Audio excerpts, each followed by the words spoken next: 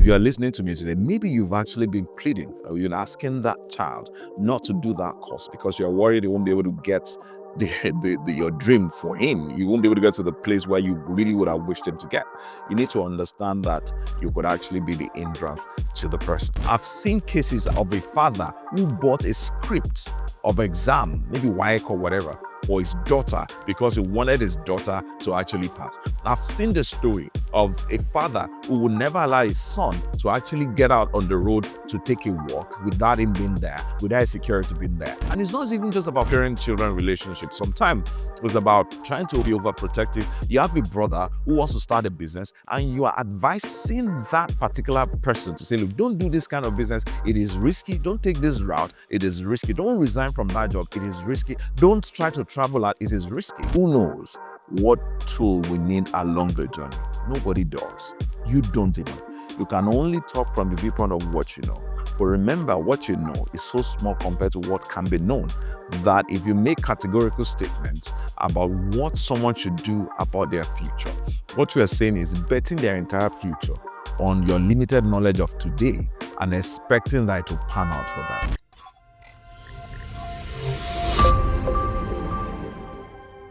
Hi, my name is Olufemi Sheyi. I'm a real estate salesman. I buy, build, and sell real estate. And welcome to another episode of Fireside Conversation. Today, we're going to be talking about a very, very interesting topic. The topic is why the people that love us might be the hindrance, right?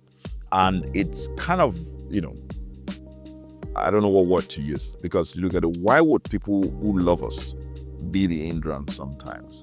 And that is the topic for today. And let me quickly say this. They are not hindrance because they hate us or because they have any negative thought towards us. The hindrance is coming from the fact that they love us and they don't want us to go through the pain and they don't want us to go through the stresses, particularly if they've gone through that kind of pain before. I'm sure we've had instances where a parent who says, oh, my children will never go through these things that I went through. I know a father that's once said, my daughter will never go through this hardship because I went through this particular hardship. Everything I'm doing today, I'm doing it so that my children will not do this. While that sounds noble, sometimes this might be actually the problem. And I'm going to use two scenarios, right? There's this story that I saw online, and it's the story of the butterfly. A butterfly usually would, first of all, be a larva, and then would metamorphose into a beautiful butterfly. Now, the process of transitioning from being a larva or a caterpillar to a butterfly requires that the animal will go into a cocoon, and then after some days will struggle through a very tiny hole into the outside world. The process of getting out of that cocoon makes it the most beautiful bird or flying insect that would have. We all appreciate how beautiful the patterns of the butterfly can. So there was this story. A man had a larva that was hanging somewhere in his ceiling or somewhere in his garden.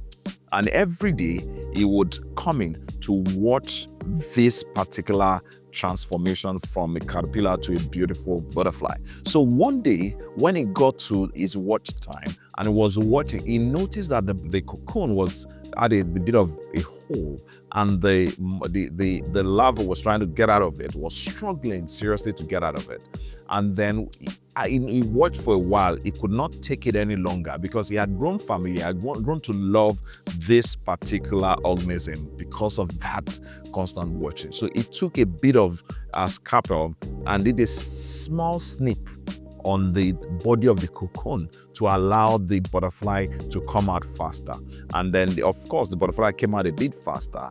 And then by the time the butterfly dropped, he was expecting that after a while, the butterfly would spread its wing, its beautiful wing, and fly. But what he noticed, one, the wings were shriveled and the body of the butterfly was swollen. The story ends with the fact that the butterfly never flew for one day, was condemned to just crawling around, scavenging for what to, and eventually that butterfly died. That is number one story. There's actually a quote that I also saw. It said, hard time will bring out great people or very driven people. Great people or hardworking people or driven people will actually create better times. And then better times will create weak people. Weak people will end up creating hard times. And then we repeat the cycle. If you look at this two story, what it tells us sometimes is that in the bid to make everything available easy for those we love, we want to shield them so much from the trauma or from the pains that they will experience, whether in this format or in another format. What we end up doing is shielding them from the facts of life that is supposed to grind away the naivety, is supposed to grind away the softness and give them a bit of strength, and then allows them to confront the challenges that they will face in the future. And I can use that my personal example. I remember that when I decided I studied medicine when I decided I wanted to do something different because of where I'm coming from. I knew that I did not want to continue the story I saw. One of the people that came to me and said, don't do this. Why don't you just take a form and go do your residency in very close to home? Because you don't know anywhere outside Kwara. Go do your residency here. You can become a consultant, and then, every consultant is supposed to be quote and unquote comfortable. Because my mom, she didn't say that because she hated me. She said that because she loved me and she was worried about the prospects, about the challenges I would face when you go out there. And that is the story across the nation, in our nation today. I've seen cases, and I don't support this. There's a case of a father who bought a script of exam, maybe WAEC or whatever, for his daughter because he wanted his daughter to actually pass. I've seen the story of a father who would never allow his son to actually get out on the road to take a walk without him being there, without his security being there. Different kind of things. And it's not even just about father-daughter or father-son or parent-children relationship. Sometimes it's about trying to be overprotective. You have a brother who wants to start a business and you are advising that particular person to say, look, don't do this kind of business. It is risky. Don't take this route. It is risky. Don't resign from that job. It is risky. Don't try to travel out. It is risky. And then we keep talking to them. Sometimes they listen. And when they listen, they move away from the route that they were supposed to take, and then they try to take the road that you've suggested to them because it's easier, because it's safer, and then we end up turning them into a path that is not necessarily the chosen path of destiny for them, and then they never get to live to their full potential. And it happens to the best of us. We are all product of influence, and I'm going to use the chart behind me to illustrate it. No matter what you call yourself, if you call yourself self-made man, there is no man that is self-made. We're all product of input from different areas from our background. Your parent, your teachers, your friend, nobody, all of us were born blank. And it is the advice, the input of everyone that we met along our journey that would actually take us to the next level, that would determine who we become. One of the movies, old-time movies that I like is the story of, I think, Tarzan, right? Tarzan was born and dropped in the forest, and it was reared by, I think, a tribe of gorillas, right? And it was, he became more or less like a gorilla. He was able to do the things they do. He was able to shout the way they shout. And you can see that becoming a gorilla, even though it was human, was not, was easy because the influence he had and the input he had all through his life is from those gorillas. So be careful, because at the end that's why generally people insist that the things you hear, the people you listen to, or the things you watch could determine what your outcome is in life. You need to be very careful about that because that influences. This is actually the journey of life. You start from birth, and then you go through the tunnel of life up until this is where death is supposed to be, right? But this is what is very insidious. If you look at this channel, this is your direction. But a simple nudge, some people, this circumstance, this event might be trauma. Sometimes this event might be a parent that died. It might be financial issues. It might be friends that you work with. It might be your teacher in school. A simple nudge from this event can take you away from track, and you end up here. You can see that from going in this direction, if this was a 10, you can end up in 15 or 20 or whatever it is. You can see how so easy it is. It's just a simple nudge, yet it takes you to an entirely different direction. For those of us who are Christian, I've seen criminals that would simply meet someone who speaks to them about the love of God, and they encounter Jesus. And then from being a criminal, it transforms them to the best of human. Stories like this abound. What happened? Just a simple influence at this corner tilts them away, and they become an entirely different person. That is the power of influence. So the question we should ask is this. Now, it's easy to look at those who are enemies, those who hate us, and say, look, whatever it is they are doing, I will not fall victim. I refuse to do this. When we pray against the devil and the likes, it's easy. But what about those who love us? How do we begin to ask ourselves, how do we make sure that we understand the fact that they love us, but at the same time, we understand that they are speaking from what they know? I will use the example of my mom of blessed memory, right? Every time she told me, do not go travel to this place. Why don't you do your residency and be comfortable here? I knew she was speaking from a place of love, but she was also speaking from the point of the best of what she understood per time. So it's about understanding the love part of it, understanding the limitation of the expectation, and then balancing it all. That is the way to navigate this very delicate balance. Because if you don't navigate it, you will alienate those who love you. You will hurt those who love you. At the same time, you can destroy your destiny if you do not follow the path that is less trodden. So the session bigger, we just quickly run through.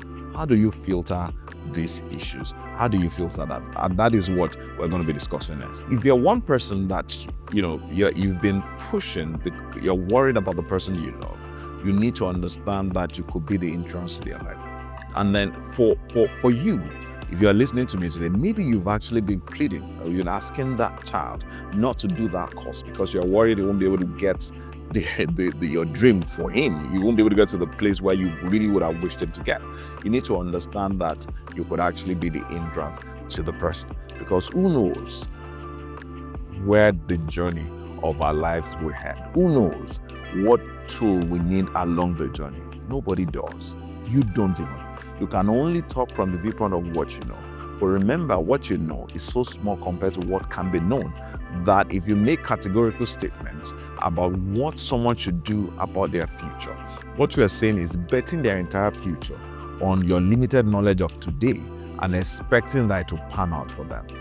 Most times, it doesn't always work that way. So if you have a loved one, there are 5 things I want to tell you today. There are 5 things you need to know as you begin to advise. Whether you're a parent trying to advise your daughter or your son to do a particular course, a particular career, or you're a spouse trying to make sure that you protect your spouse from taking wrong decision, or you're a friend who is advising. Those are these 5 things that I want to teach us. Number 1, give support per time, but you need to let them understand that you are giving the support not dependent on whether they fail or succeed, in spite of failure or success. That is number 1 thing we need to know, and we need to express it. So when you are advising them, let them know this advice is not about the fact that if you don't do it, I will leave you, I will not support you. It is more about the fact that I support you, whether you do this, go in this direction or not. And even if you go in that direction against my advice and you fail, I will still be able to offer this support to you.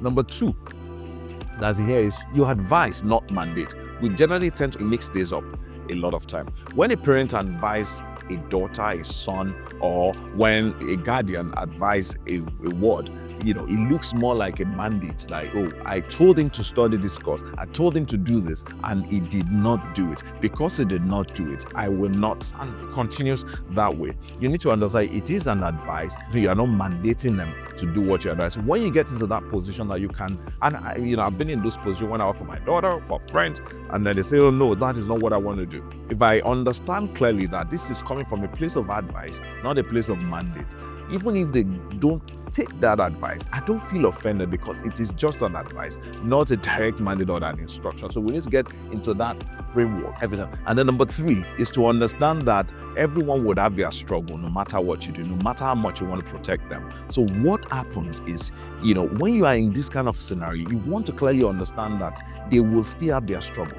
Your job, therefore, is not to try to prevent them from having their struggles, from facing their challenges, from having their frictions in life. Your job is to prepare them for their struggles, because they will have it. What would happen is, will they be prepared for it or not? So if they are your loved one, if you really truly love them, your job is to prepare them to face their issues. So whether you're advising them to do this and they're not doing it, they're not going in that direction because they have a vision of what they want to do, your job is to help them. This is your vision, right? Yes. And then this is what I think you need to do to be prepared, because come to think of it, life is uphill, particularly if you're doing anything worthwhile.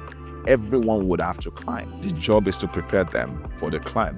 And honestly, the climb is not easy sometimes. And then lastly, you want to express your fear, but you need to make it clear this is just your fear, not a rule or a principle or a law or something that you are definitely sure will happen. For example, a parent that says to the child, do not study geography, or do not study literature, or do not study computer science, whatever it is. A lot of time they are saying that because they feel that if they study these courses, these people will not be able to compete later in life. It will not be relevant to them later in life. Now, that is their fear. They are talking about the relevance to their future. But we need to make it clear, this is my fear. I feel this will not be compatible for an extremely solid financial future.